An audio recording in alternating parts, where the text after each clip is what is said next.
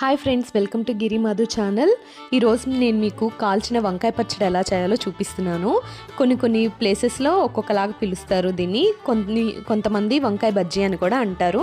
నేనైతే 6 తెల్ల వంకాయలు తీసుకుంటున్నానండి. ఇవైతే పచ్చడికి చాలా రుచిగా ఉంటాయి.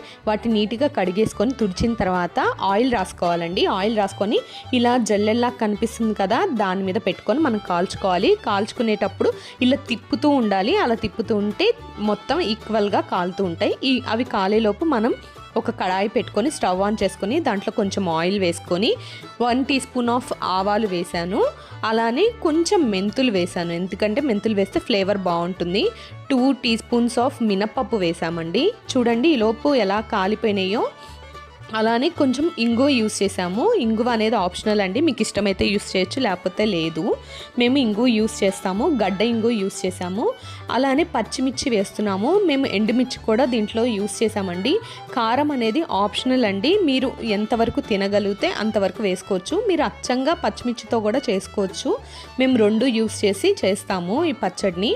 అలానే ఎండుమిరపకాయలు కూడా వేసాం. చూడండి ఈలోపు ఇవైతే కాలిపోయినాయి. ఇలా కంప్లీట్గా వేయించుకున్న తర్వాత కొంచెం పసుపు వేసాను. అలానే ఇప్పుడు నేను దంచుకుంటున్నానండి. ఇది రోటి పచ్చడి.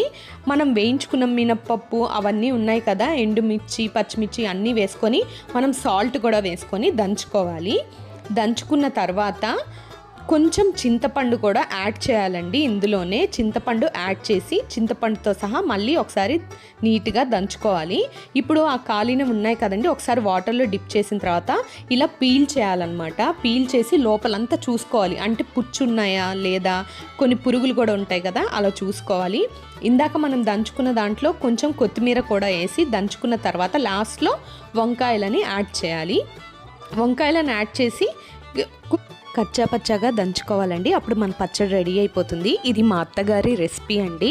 సో పచ్చడి రెడీ అయిపోయింది. ఈ వీడియో మీకు నచ్చినట్లయితే లైక్, షేర్ అండ్ సబ్స్క్రైబ్ అండి. Thank you so much.